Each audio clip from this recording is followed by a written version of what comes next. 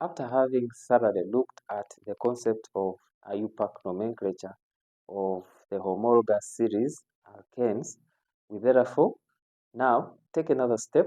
We look at the nomenclature of the next homologous series after alkenes, and that is the homologous series of alkenes. Let me emphasize that the nomenclature of all the other homologous series is very much highly dependent upon our mastery of the concept of nomenclature of alkenes. It is therefore very important for each one of us who is following, for purposes of your attention and well understanding of the whole concept, please always go back, do some reference, and learn the basic concepts that we have learned in the whole procedure of naming alkenes. Without wasting time, therefore, first and foremost, what are alkenes? An alkene is a hydrocarbon that should contain at least one carbon-carbon double bond. So, if you find a compound that contains at least a single, that means it can even be more than one single carbon-carbon double bond, then that one is what we call an alkene. So, how do we name alkenes? Well, the rules are not very much different from what we saw when we were looking at nomenclature of alkenes.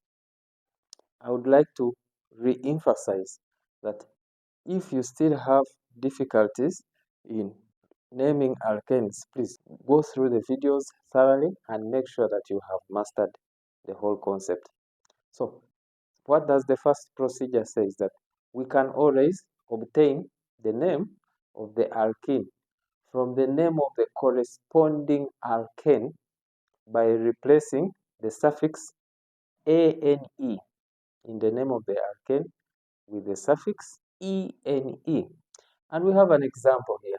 If we replace the suffix ane with ene, then we have this one. Mind you, the structure formula of ethene is this one. Notice the carbon-carbon double bond. What if we have longer carbon chain alkenes? What we do is that we are supposed to assign numbers to the carbon chain, but in this case, we shall always start from the end of the chain that is closest to the carbon-carbon double bond. The format of the Iupac name of the alkenes that just has a single carbon-carbon double bond should be as summarized below. This alk is derived from the alkane. So the word alkane, we want the alk part, we shall see. And then a hyphen, and then we shall have the number showing position of the carbon-carbon double bond. And then another hyphen followed by ene. So we have some examples here. So if we are to consider this first example, as we said from this rule, is that we should always assign the numbers starting from the end that is closest to the carbon-carbon bond. Of course, according to this example, this end is very much closer to this carbon-carbon double bond than this end.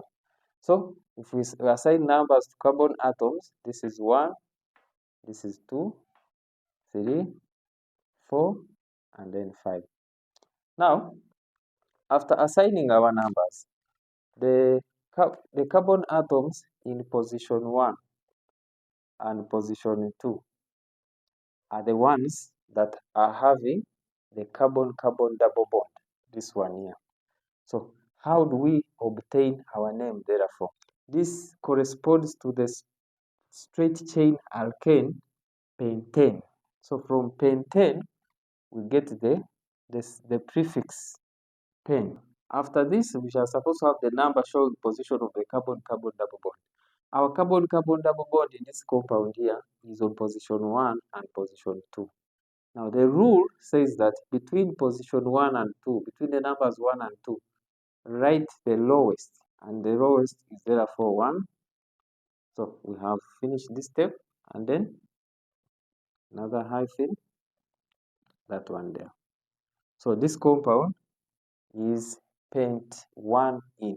By practicing the rules that we have seen so far here, is that, as I have said, we must assign numbers to carbon atoms of this compound, starting from the end that is closest to the carbon-carbon double bond. So by just way of analyzing, that this is the end that is closer. After assigning numbers, I said the position 2 and 3 are of consideration since they show the position of the carbon-carbon double bond. So by using this format here, we therefore write the name. So from the word pentane, we get the prefix pent, which I have said marks out our arc. And then a hyphen. Now we are supposed to write the number showing position of our carbon-carbon double bond. Now we have the numbers 2 and 3 following from example this. I said write the list in value, numerical value. So between 2 and 3, 2 is therefore the list, followed by a hyphen, and then that one there. This being said, let us proceed and see the guidelines that help us to name alkyl substituted alkenes. Ladies and gentlemen, the nomenclature of alkyl substituted alkenes is not different from the nomenclature of alkyl substituted alkenes. We shall use the same rules but with just a simple modification. So what is the simple modification? The simple modification is that number one, we must obtain the carbon-to-carbon parent chain. But in this case, the carbon-carbon parent chain that we are looking for in this class of alkenes should be number one, the longest carbon-carbon chain. Number two, this longest carbon-carbon chain must bear the carbon-carbon double bond.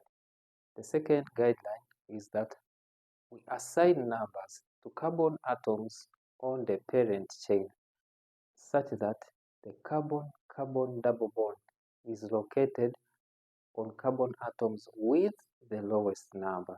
Number three is that different alkyl substituents must be written in alphabetical order.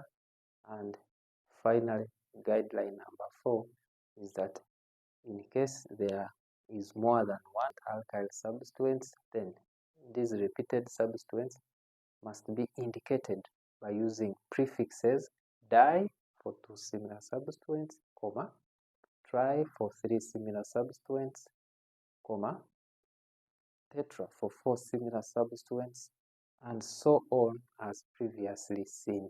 For us to get a clear picture of these rules, there is that compound there displayed beside here, which you are supposed to name.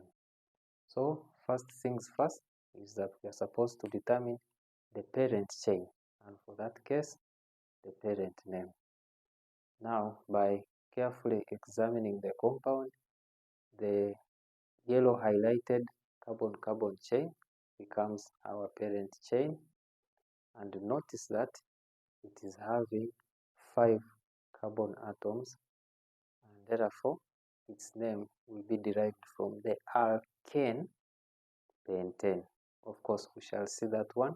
The second guideline mandates that we should assign numbers to carbon atoms on the carbon-carbon chain such that the carbon-carbon double bond is located between the lowest numbers.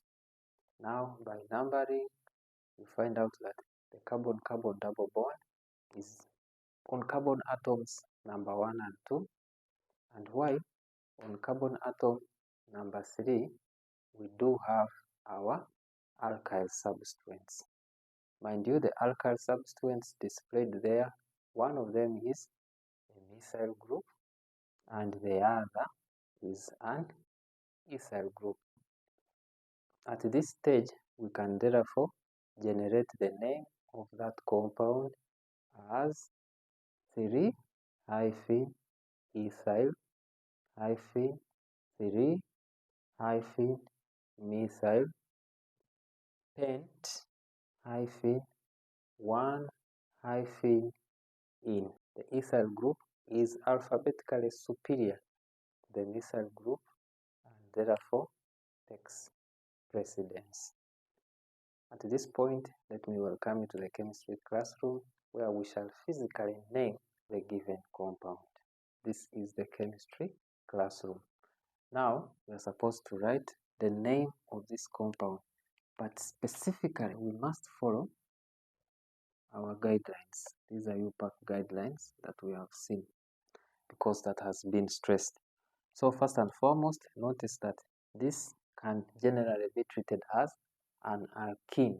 Why is it an alkene? Because there is this unit, the carbon-carbon double bond. So the first rule states that we must obtain the parent chain. And the parent chain, as stated in the guideline, is the longest continuous carbon-carbon chain that bears the carbon-carbon double bond. I have advised you severally that for starters, for people who are still beginning with low experience, is that always transverse the compound and obtain all the possible carbon-carbon chains in the compound, and from the possible carbon-carbon chains in the compound, choose the carbon chain that has the highest number of carbon atoms. So ladies and gentlemen, without wasting time, the one that I have highlighted in red here, this highlighted in red is our carbon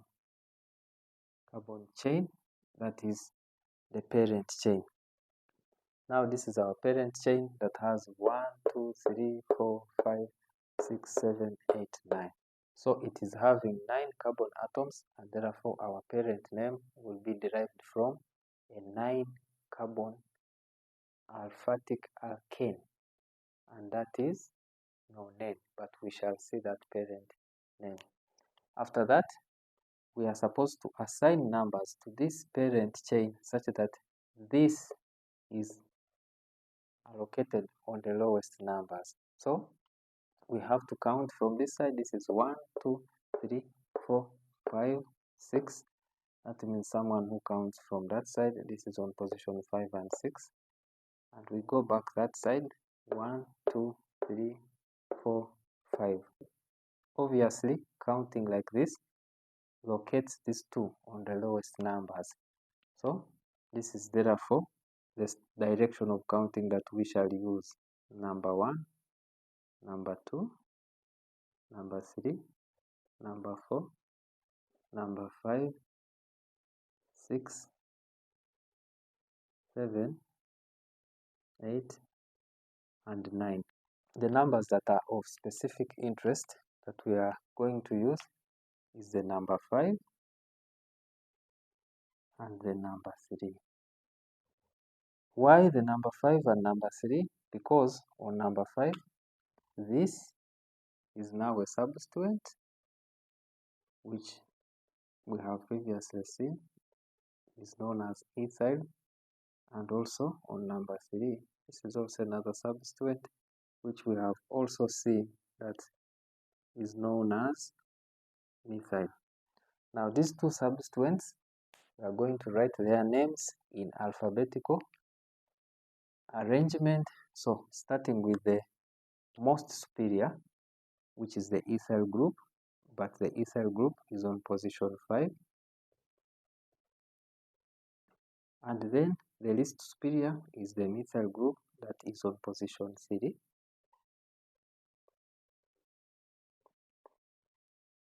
Now at this point, we have already named the two alkyl substituents. What is remaining is the parent name. So the parent name, basing on part 1 above, becomes from nonane, we have non, and then between 4 and 5, we choose number 4.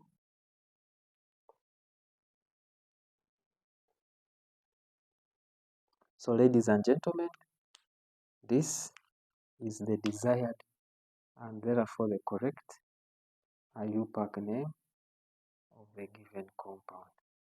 Do you have any challenges as regards the learning, teaching, studying, whatsoever of organic chemistry? Please contact me by sending me an email using the email address in the description of this video, and I will kindly get back to you. Until next time, I remain yours truly, a chemistry teacher. Goodbye.